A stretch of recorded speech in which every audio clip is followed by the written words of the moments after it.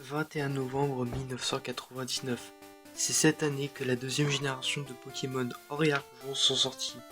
Pour beaucoup, c'est le sommet de la saga, un monde immense, la gestion du jour et de la nuit, et surtout ce combat final légendaire tout au haut du monde argenté contre Red, le dresseur ultime de la version rouge et bleue, une fin parfaite, héroïque, gravée dans la nostalgie collective.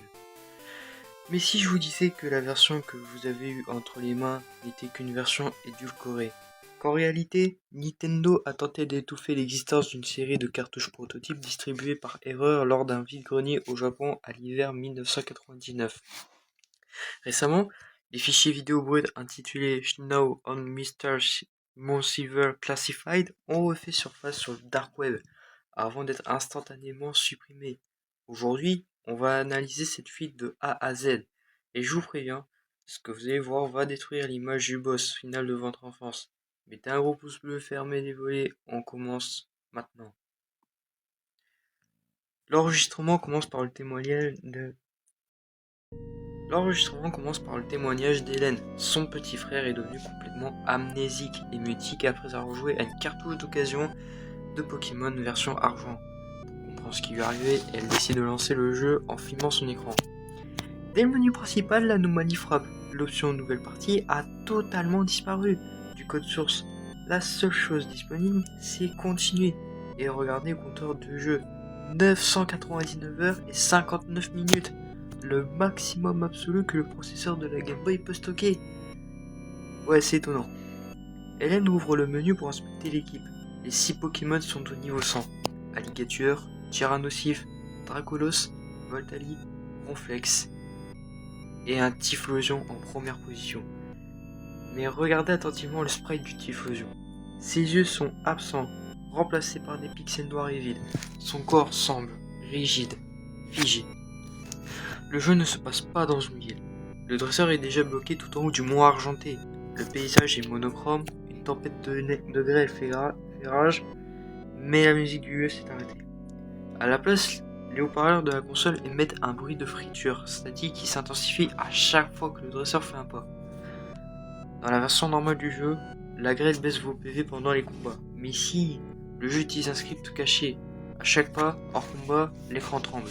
Et soudain, une boîte de dialogue s'ouvre d'elle-même sans que le joueur n'appuie sur aucun bouton. Alligator est mort de froid.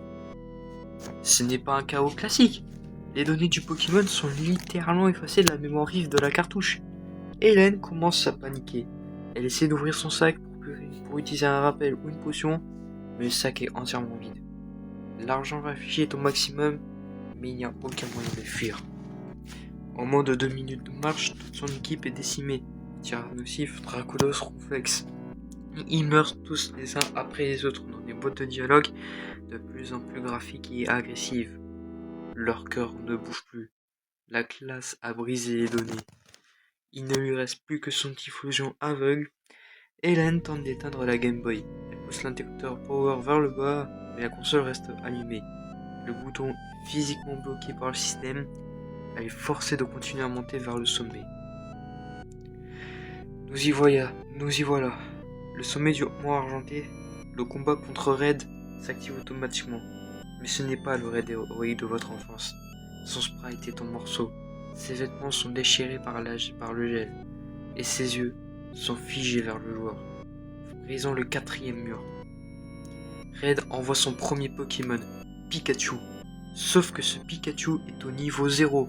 Son sprite n'est qu'un buste mutilé et flottant son pas dégoulinant des pixels sombres. Le combat est une face macabre. Les Pokémon de Red n'ont plus aucune attaque dans leur move pool. Ils sont obligés d'utiliser lutte. À chaque fois qu'ils attaquent, ils subissent des dégâts de recul et se détruisent eux-mêmes. Sous les yeux d'Hélène, Dracofeu, Tortank, Florizard, ils se suicident numériquement un par un, ne laissant à la fin que le Pikachu mutilé. C'est là que le piège de la cartouche se referme. Le Pikachu de Red utilise une capacité qui n'est même pas censée être dans son set. Balance. Dans le code d'origine de Pokémon, Balance additionne les PV des deux adversaires et les sépare équitablement. Mais Pikachu a 0 PV. Il est déjà mort. Le gars de la cartouche va alors chercher l'énergie ailleurs. Et dans le monde réel. Sur l'enregistrement, Hélène commence à hurler.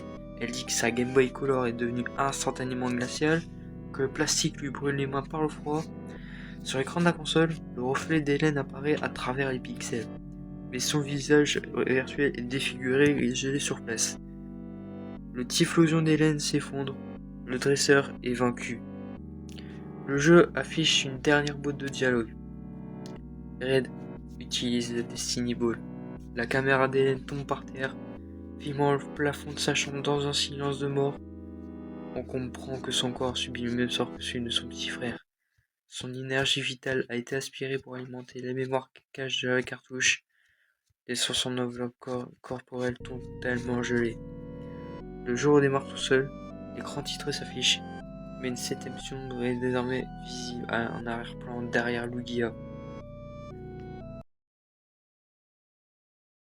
C'est flippant, hein. Ouais, je voulais tenter un nouveau format sur la chaîne, un analogue horror, donc j'espère que ça vous plaît. Franchement, si vous voulez d'autres analogues horror, abonnez-vous à la chaîne, likez et activez la cloche. Ça me ferait très plaisir les gens. Et sur ce, n'y croyez pas toujours ce qu'Internet vous dit, parce que des fois, vous ne savez